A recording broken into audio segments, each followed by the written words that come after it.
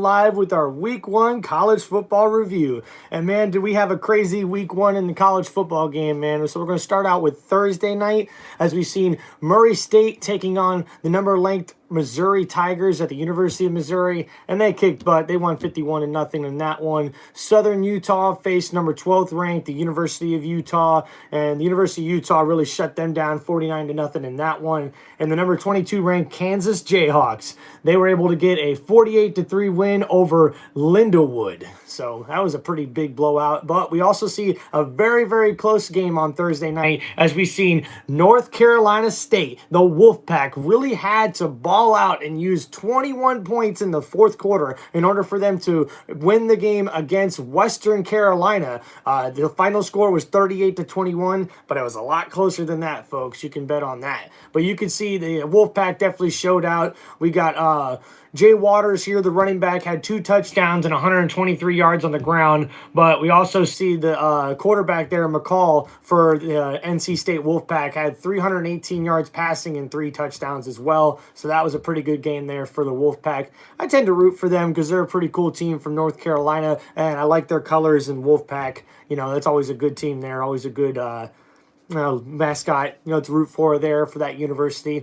And then we see it on Friday night this past week, another big blowout as the University of Temple took on the Oklahoma University, and they did not fare well as this one was a 51-3 blowout win as Oklahoma gets their first victory being a part of the SEC conference. So that was pretty good.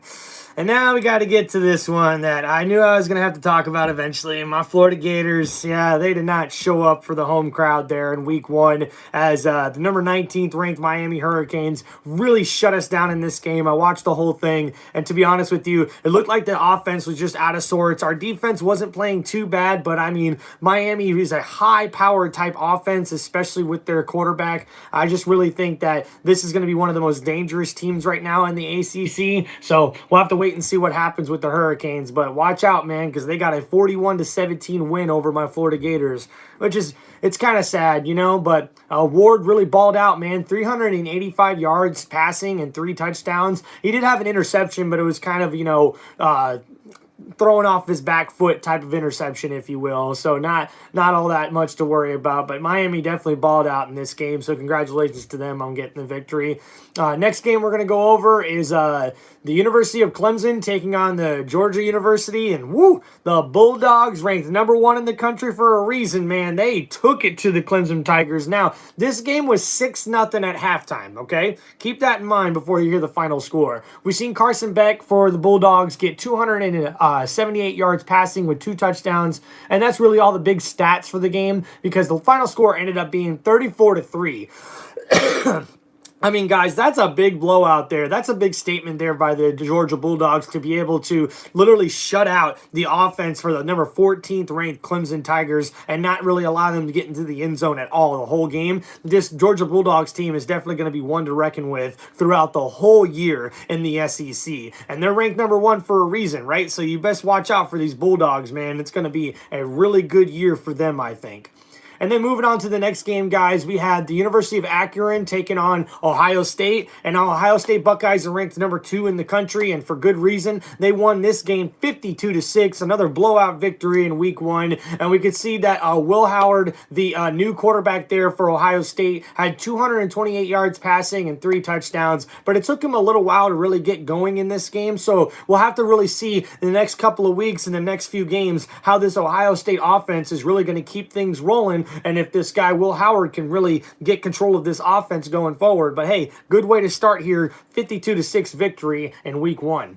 Next game was actually a lot closer than the experts thought, as we've seen Idaho University taking on Oregon University. And wow, Oregon's ranked number 3 in the country, and I think they might be dropping after this next one. Why? Well, they only won this game 24-14, and they had to really come back in the fourth quarter to win it, scoring 10 points in the fourth quarter. But man, it's really crazy how this offense just really couldn't get rolling the way we expected them to, especially almost getting completely shut out in the second half. The Oregon Ducks, ranked number 3 in the country, country. We'll have to see if that stands after next weekend when we get to our next week of games in week 2 of the college football season.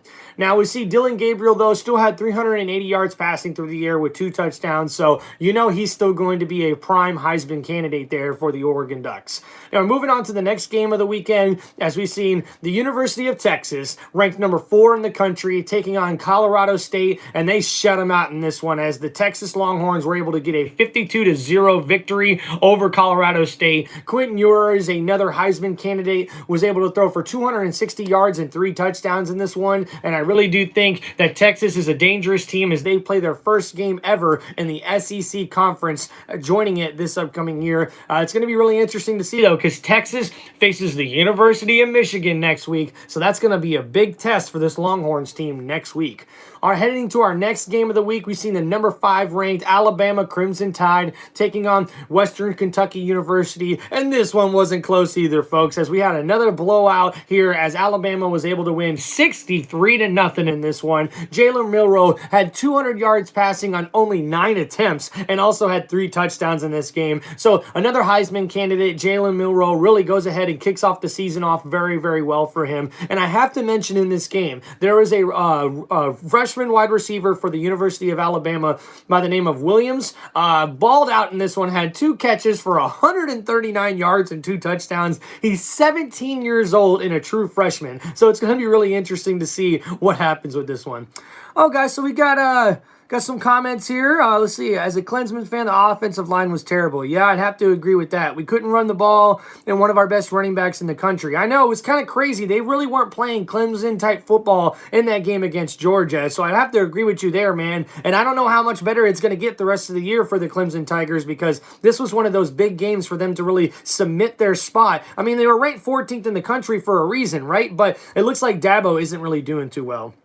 All right, let's see. We got Dustin Turner here. Not really a Michigan, barely won that game. He's going to be good. I hope Michigan wins, but Texas is good. Look, I got to agree with you, man, but you know, there's a lot of teams in this week 1 that really looked like they were just stumbling or just barely getting off their front foot, if you will, with the way the offenses were rolling, which we always see in college football, right? But was more really kind of interesting for me watching the Michigan Wolverine game was who's going to be their starting quarterback for the whole year, right? They kind of kept switching quarterbacks around. Now, maybe you want to use a couple two QB system. Maybe. I don't really think that's going to work for the Michigan Wolverines offense, but it'll be really interesting to see if they can really handle this Texas offense. I mean, the University of Texas is loaded on the offensive side of the ball, and Quentin Ewers is a prime Heisman candidate. So it's going to be really interesting to see if this defense can hold up, because I think the Michigan defense is going to be one of the best in the country. So they really have to hold up this Texas University offense. And if they do that, then the Michigan offense, all they got to do is really control the clock, control time of possession, and be able to run the football, which they should have done better against Fresno State, to be honest with you. So it's going to be an interesting game, no doubt.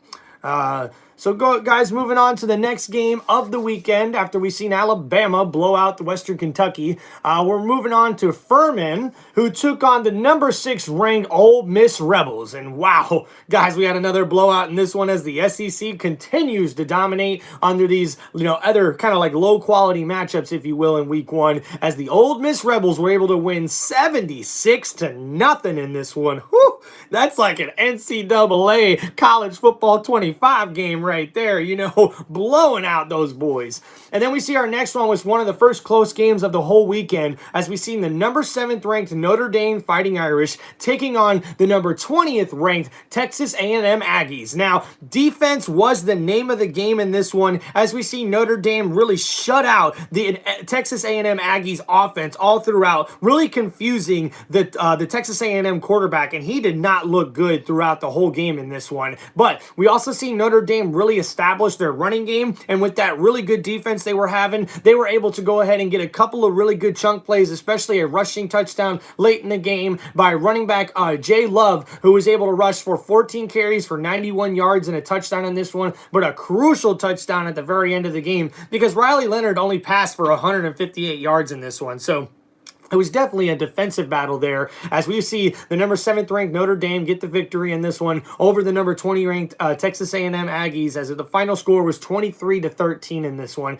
Notre Dame's going to definitely be one of those teams who are going to be there at the end of the year. Their schedule is not very difficult at all. Really, their two toughest opponents going forward for the rest of the year, they're going to face Florida State, and they're also going to face the University of Southern California, USC. So those are going to be their two toughest matchups left on the schedule there for Kentucky. So let's see, we got some more comments here. I'm a Kentucky Wildcat fan. We wouldn't keep playing. Hate not hat. I guess hates the hat. Yeah, I get it, man. Hey, Kentucky Wildcats. I've always been a big fan of theirs. One of my best friends lives in Kentucky. I tend to root for the Louisville Cardinals. I like their uniforms, and I've got to see their stadium before, so that's why I tend to root for them. But hey, the Kentucky Wildcats have been a team that's definitely a football program that's definitely been improving for years. Not to mention they're a really, really good basketball program there on the SEC.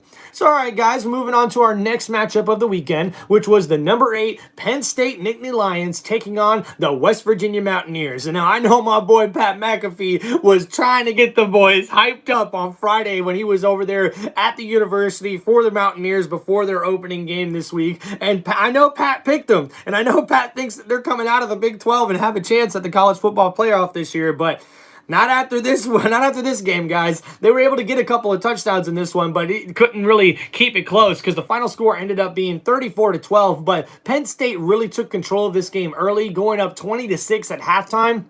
And not only that, they were able to really rush the ball very, very well. Their running back, Singleton, was able to rush for 114 yards on only 13 carries and had a touchdown in this one as well. So it's going to be really interesting to see what happens with the poor Mountaineers going forward. But Penn State, hey, Penn State's underrated, man. I think Franklin, the head coach, has been one of the best head coaches in college football for quite a while, and he doesn't get enough credit. Just because you lose to powerhouse Michigan and Ohio State every year, that shouldn't be something that's held against you, especially when Penn State's not recruiting the same way that the Michigan Wolverines are or the Ohio State Buckeyes are. I think that guy is doing very, very well for the amount of guys that he has on his team and the amount of recruits that come to Penn State. I think this team could really make some noise this year with an expanded 12-team playoff in the college football playoff this year in 2024. So good luck to Penn State, and we'll have to see what happens with Pat's West Virginia Mountaineers going forward. I can't wait to hear what he says about that.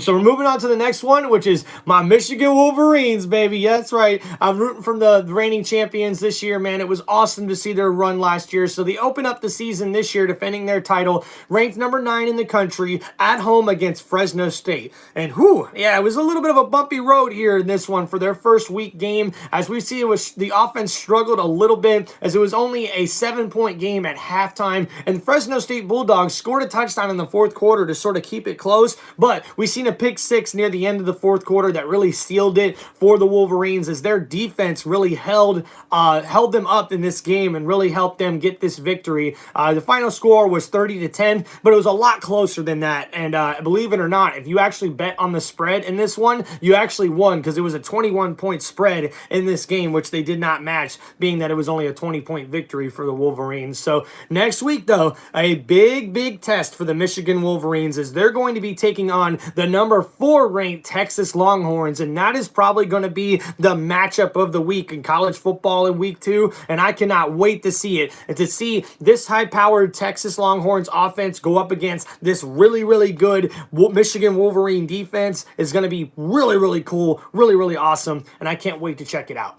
So next matchup here in week 1 of the college football season in 2024, Chattanooga University was taking on the University of Tennessee, and man, it was not close, guys. We had another big blowout for another good SEC team in here, as it was a 69-3 victory for the Tennessee Volunteers, but they balled out in this one. A lot of their big players, we've seen their quarterback, which Lama Leva, I hope I pronounced that right. This guy's like 6'6" or 6'4" or something like that. So really tall, lengthy type guy. He throws for 314 yards and 3 touchdowns. And now this guy was actually a dark horse Heisman candidate at the beginning of the year, and he definitely proved that right with the way he balled out against Chattanooga in this one. We also see their running back Sampson got 12 carries for 124 yards and 3 touchdowns in this one. So Tennessee Volunteers are looking like a very good team in a stacked Southern Eastern Conference. It's going to be really cool in the SEC seeing all the big matchups going forward because, man, there are some powerhouse teams in this conference. Let's see, we got some more comments here. We got Longhorns. It's going to be a dogfight. Absolutely. He has an arm. And then we also got Roll Tide Roll. Hey, man, it's nice to see Alabama get right off the same foot that they've been on. Jalen Milroe looks like a prime Heisman candidate, and his team in Alabama definitely look like they're ready to roll. But, hey, they got a tough schedule in the SEC, just like my Gators do, so it's going to be really interesting to see what happens with them going forward. But moving on to the next game after the big blowout there for the Tennessee Volunteers, we got South Dakota State taking on Oklahoma State. Oklahoma State's ranked 17th in the country, taking on this powerhouse FCS team in South Dakota State. Always seems to be one of those teams who are near the national title conversation in their particular conference, you know, the sub-level. But in this one, we would see a 44-20 win for Oklahoma State, as we would see Bowman, the ninth-year quarterback, man, gets 267 yards and 3 touchdowns in this one. And then Gordon the second, that running back who is also a Heisman candidate this year, had 27 carries for 104 yards and 2 touchdowns.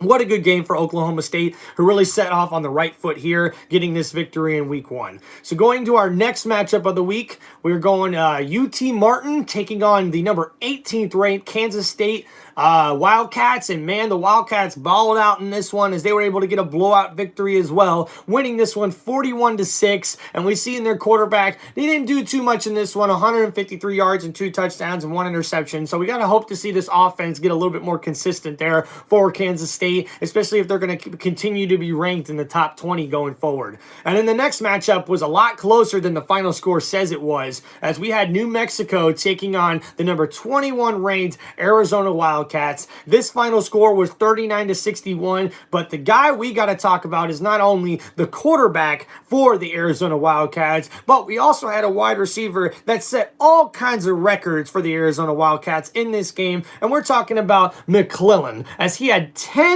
catches for 304 yards and 4 touchdowns. Man, too bad there ain't a college football fantasy football league, because I tell you right now, if you had that guy on your team and this week, ain't nobody beating you, man.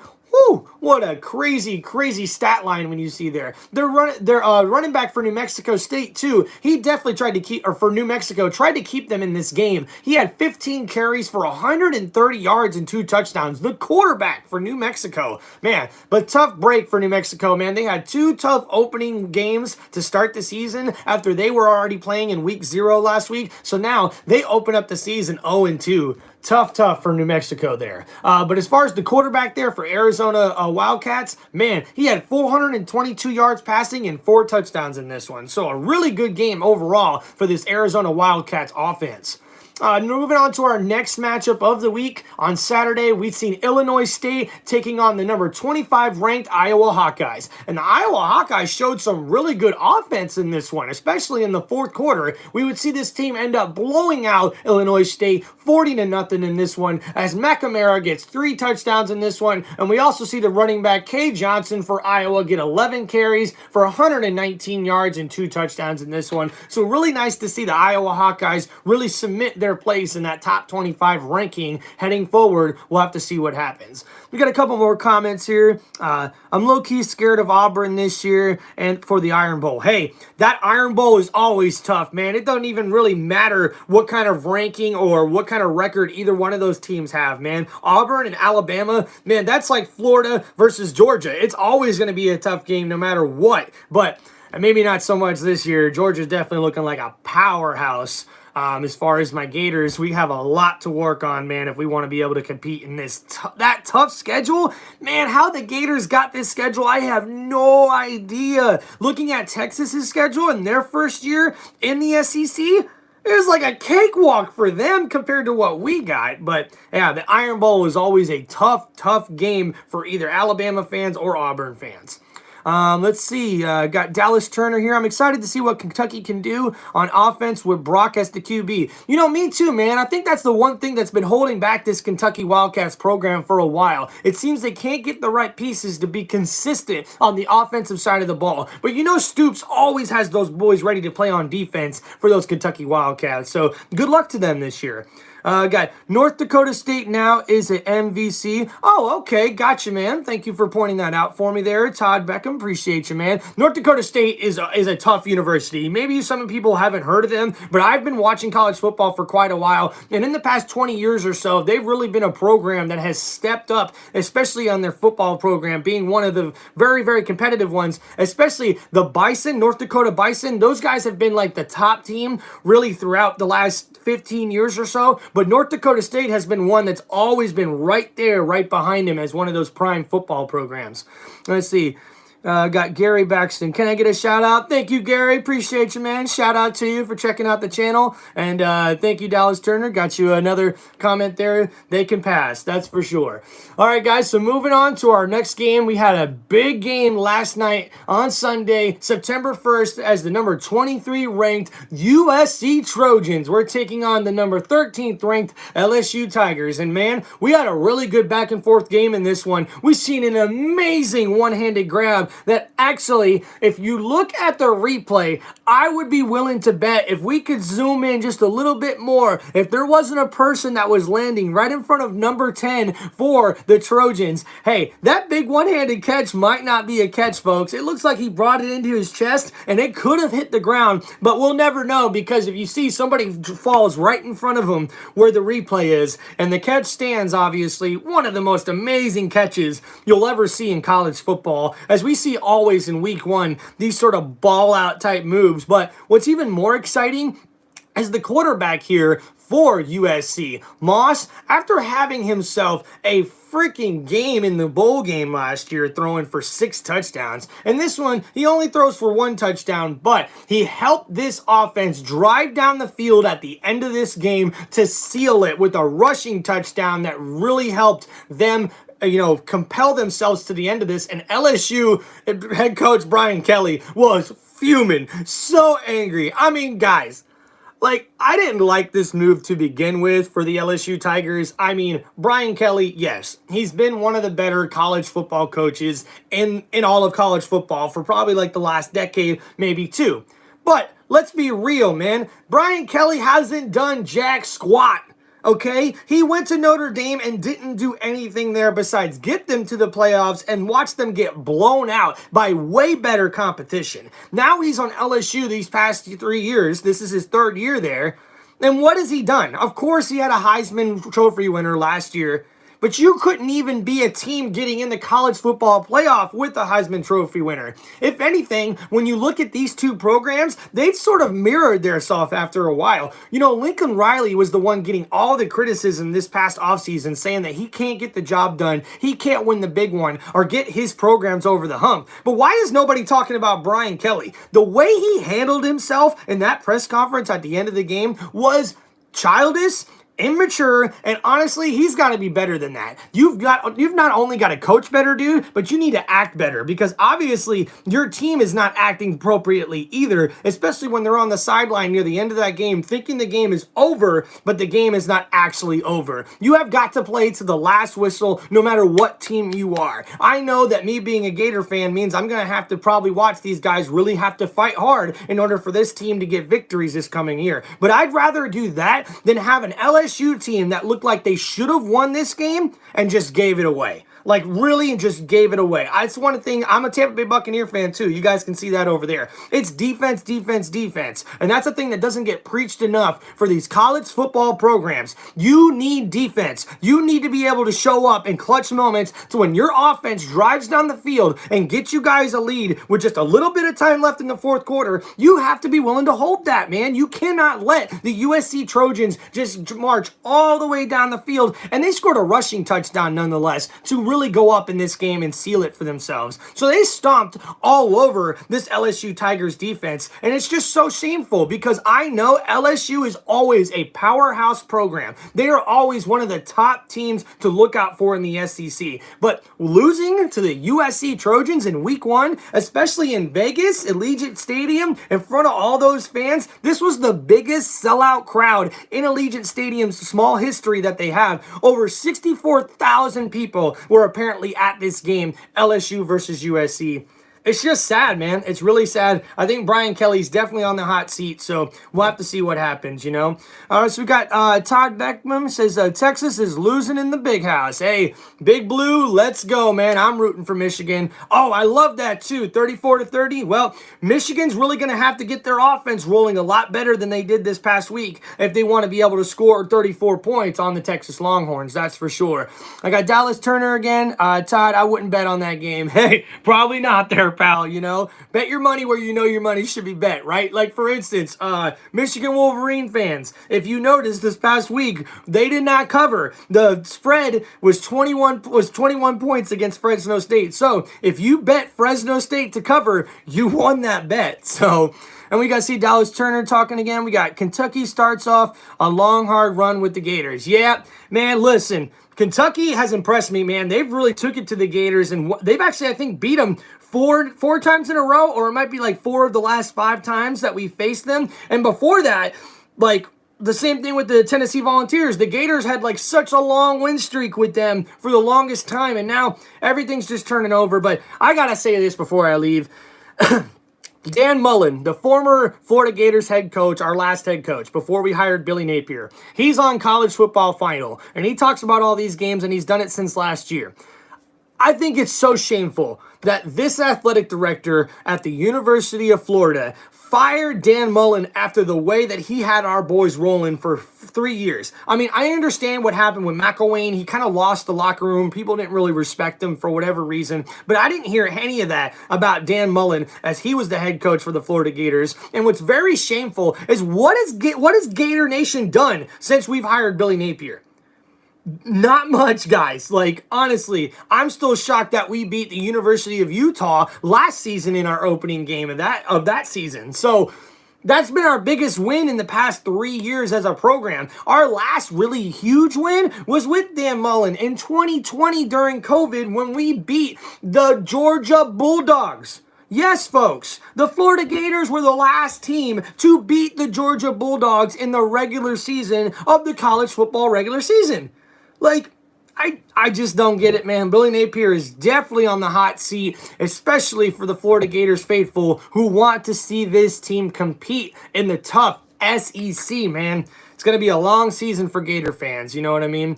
But, hey, guys, this was our last recap there. That's the last game for week 1 of the college football season. The Florida State Seminoles do take on Boston College Eagles tonight on Monday night. We'll have to see what happens with that one. I know Boston College is hoping for a big turnaround with their new head coach who comes from the NFL, but I really am worried about this Florida State Seminoles team who did not show up against a Georgia Tech team that really shut them out and showed them what's for, driving down at the end of that game and winning that game over there in Ireland for the Georgia Tech faithful there for the Yellow Jackets. What an amazing, amazing game. And I know it's probably too early to talk about Heisman candidates right now, but we're going to go from bottom up from the games that we covered here, just to kind of look at some stat lines and some guys we're probably going to have to pay attention to. First one's definitely a dark horse type candidate, is T. McClellan, the wide receiver for the University of Arizona Wildcats. He had 10 receptions for 304 yards and 4 touchdowns, so he kind of kicks off his hopefully Heisman run, if you will, or at least watch list with that sort of performance there for himself. We also have another Heisman faithful, O. Gordon II, running back for Oklahoma State. He had over 100 yards and 2 touchdowns in his opening game, but got that on 27 carries. So it'll be interesting to see if that drops him lower on the Heisman watch list or not. And then Lama Villa, for the quarterback for the Tennessee Volunteers. That's going to be an interesting one because he's got over 314 yards and 3 touchdowns in his opening week game. So maybe he moves up a little bit on the Heisman watch list per se. So checking out some of the other teams here with really, really big performances and guys you maybe see on the Heisman list. Another one is Jason Dart, the quarterback for the Ole Miss Rebels. He had over 418 yards passing and 5 touchdowns. So right now for me, he's probably got to be one of those guys at the very top of the list of the Heisman watch list right now. Alabama's quarterback, Jalen Monroe. Hey, 9 attempts, 200 yards, and 3 touchdowns. I think that's going to help you get a lot of attention from the Heisman Trophy Trust there. Abso-freaking-lutely. Quentin Ewers for the University of Texas. He's doing really good. I know he's on the Heisman watch list. 260 yards and 3 touchdowns, although he did throw a pick, but that still keeps him somewhere irrelevant, I believe, on that list. Dillon Gabriel, which a lot of people believe he's the front runner right now before the season starts to win the Heisman this year. I know a lot of people are betting on him to do that too, but not such a great start. 380 yards passing through the year with 2 touchdowns, but the offense just didn't look that good for the Oregon Ducks, so it's going to be really interesting to see what happens with them.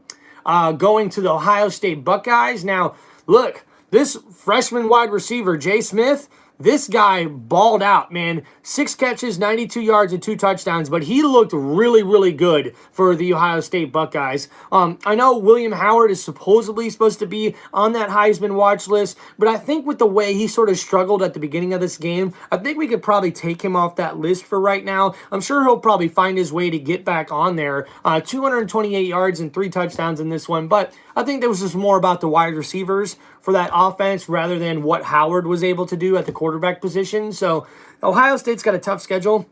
It's going to be really interesting to see what happens with them going forward. Excuse me.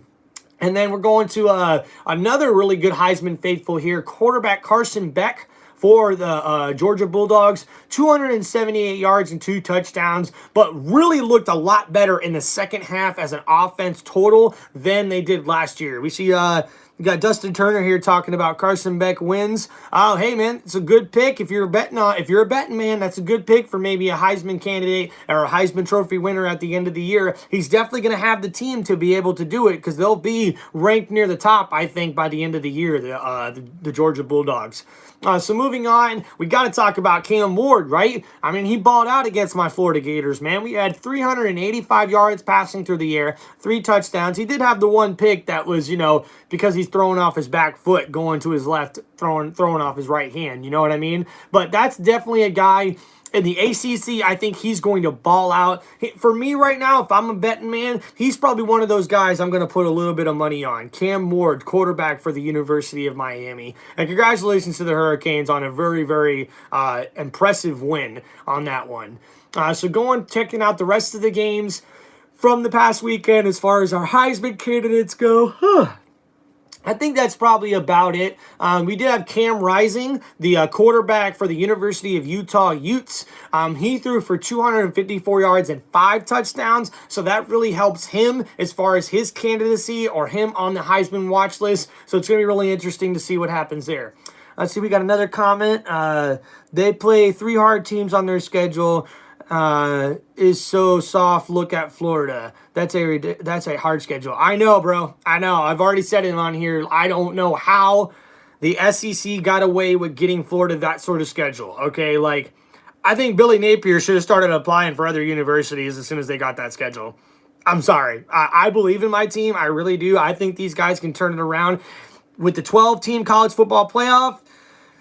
There's a chance. There really is a chance that this team could get it turned around. But our starting quarterback, Mertz, apparently has a concussion. He might not play this weekend, so that's not a good start. We're going to throw in the freshman. Hopefully DJ can go in there and do something. He didn't look too terrible in the few amount of drives that he had last week, but man, it's going to be tough. I'm going to be rooting for my Florida Gators every single week, man. Every single week. I'm diehard. I'm not going to jump off the bandwagon with them, but I do think that this is going to be the year we have a lot of bumps and bruises, and we're probably going to be in the market for a new head coach this coming offseason.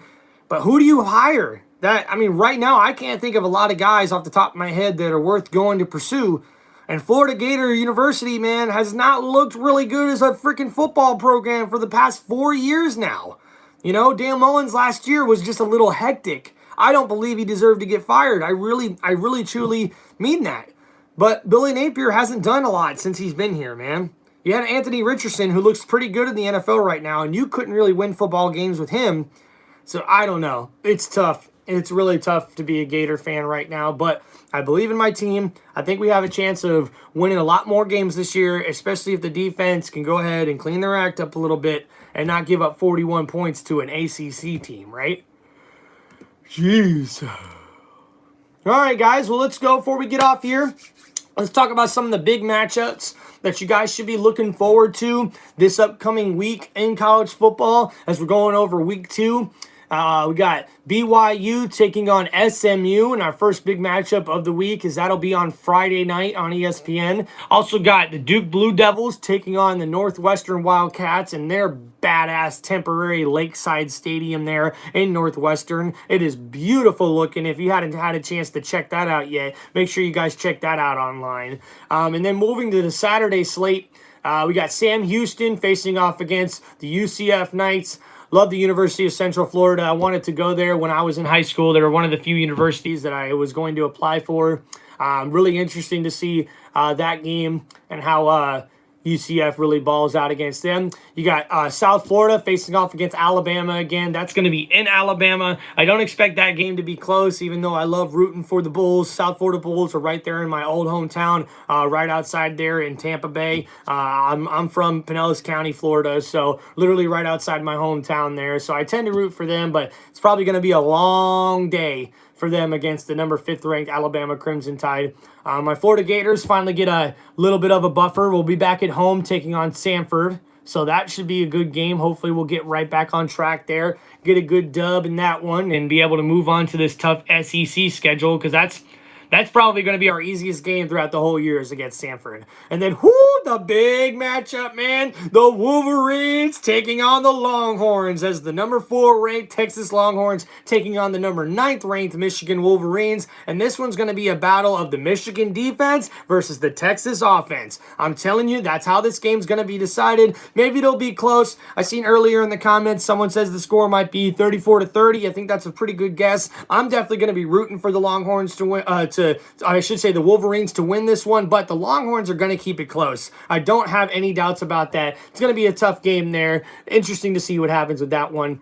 Got the Bowling Green University taking on the number 8th ranked Penn State Nittany Lions. Then we got University of Arkansas taking on the 17th ranked Oklahoma State Cowboys. That should be a really, really good game. Arkansas looked pretty good this past weekend, but now with the tough competition here from the Big 12, and Oklahoma State will be at home in this one, so that'll be a little bit of advantage for them. If this was in Arkansas, I probably would pick the Razorbacks in this one, but it's going to be a really close game. We got a total amount in this one of 59.5.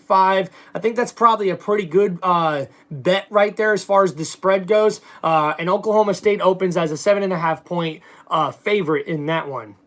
Next matchup we see is the number 18th ranked the Kansas State University Wildcats taking on Tulane University. Tulane's always a tough matchup for any team, I believe. Don't doubt them out whatsoever, but Kansas State's a 9.5 point favored in this one. I think you could look for that as well. University of Rhode Island taking on University of Minnesota University. That's going to be a good bounce back game, hopefully, for the University of Minnesota there. A row to boat, right? We got, excuse me. We got the University of Akron, who had a tough opening week game against Ohio State. Now they get to go ahead and have week 2 and head over to the University of Rutgers in New Jersey. Rutgers is a 23-point favorite in that one. Georgia Tech is taking on Syracuse University, and they're in another prime ACC matchup. Georgia Tech's favored by 3 in that one, so should be a close game. Got the University of Pittsburgh taking on the University of Cincinnati. That should be a really close one as well. The spread's only 1.5, Cincinnati being the favorite in that one. We got UConn taking on Merrimack. I hope I said that right. And then we got University of Troy taking on Memphis University Tigers. Tigers are an 18-point favorite in that one. And then we got Army taking on Florida Atlantic. Florida Atlantic is at home, and they are 3.5 point favorite in that one. Love rooting for the Owls. That's the team that I'm on College Football 25 as a quarterback. So we got a couple more comments here. We got Dustin Turner. That Miami team looks good. Absolutely. I feel you. You've watched my team only win 2 games in 2 years. Hey, totally understand, bro. Kentucky versus South Carolina. Kentucky wins big. Should win big. If Kentucky doesn't win big, that might be something to really watch out for. South Carolina. What's South Carolina? I like their head coach, but South Carolina really ain't been nothing since Steve Spurrier left them. So, yeah, Kentucky definitely big in that game. So we got McNeese is taking on Texas A&M Aggies as the Texas A&M University looks to bounce back after their opening week loss there. Then we got Georgia taking on Tennessee Tech in Athens. Good luck, Tennessee Tech. Got Ball State finally opening up their season against Missouri State. Then we got St. Francis, PA, taking on Kent State. We got Utah Tech taking on UNLV, University of Las Vegas. And then we got Northern Illinois, the Wolfpack there, or the Huskies, I should say, taking on the number 7th ranked Notre Dame Fighting Irish. Notre Dame is a 29.5-point favorite in that one. Baylor, University of Baylor Baylor University will be taking on Utah University. That should be a very, very good game, I think. Utah is actually a 14-point favorite in this one. Nah, I think it's going to be a little bit closer than that. Baylor's always a tough team, especially with their program and their head coach. And then we got Iowa State taking on Iowa. That's going to be really cool. We got a good rivalry game in the state of Iowa to kick off the second week of the college football season. That's pretty cool. And then we got Cal University taking on Auburn University. That should be a good one. Looks like Auburn's favored 13.5 in that one. And then, hey, Dallas, right to the South Carolina, or Dustin, I should say, right to this South Carolina versus Kentucky game. Looks like Kentucky is favored by 10 points in this one, but they've got the firepower, man. I think they definitely have the better defense. I think they definitely have a way better running game than South Carolina does. I really do think 10-point spread for Kentucky. I think that's a good bet there in that game. Michigan State's taking on Maryland University. Maryland's favored by 8 points in this one, which doesn't shock me because Michigan State just did not look good in their opening week game against Florida Atlantic. They only won 16-10. I actually thought that Florida Atlantic might have had a chance to get an upset win in that one. Glad I didn't bet on it, though, because obviously it didn't turn out that way. Eastern Michigan Eagles are taking on Washington Huskies. Washington is favored by 27 in that one. That should be a good game. And we got South Dakota taking on Wisconsin. We got UMass, University of Massachusetts, taking on Toledo University. Boston College will take on Duquesne after they face off against the Noles on Monday night. Jacksonville State will be taking on the Louisville Cardinals. We got the University of Charlotte taking on North Carolina University. North Carolina lost their starting quarterback last week to a broken leg, so it's going to be really interesting to see what happens with that quarterback position there for the Tar Heels. Idaho, who put up a really, really good fight last week, will be taking on Wyoming. We got Navy taking on Temple. UTSA Roadrunners taking on Texas State. I'm sure that's a bit of a rivalry game there. Middle Tennessee be taking on the number 6 ranked Ole Miss Rebels. We got the University of Marshall taking on Virginia Tech in that one as Virginia Tech looks to bounce back after that tough loss against Vanderbilt last week. Got Florida A&M 2-0 taking on the number 19th ranked Miami Hurricanes. Good luck to those Florida A&M Rattlers, that's for sure. University of Albany taking on West Virginia Mountaineers. Hopefully the Mountaineers can bounce back in their Week 2 game there. We got Central Michigan taking on Florida International.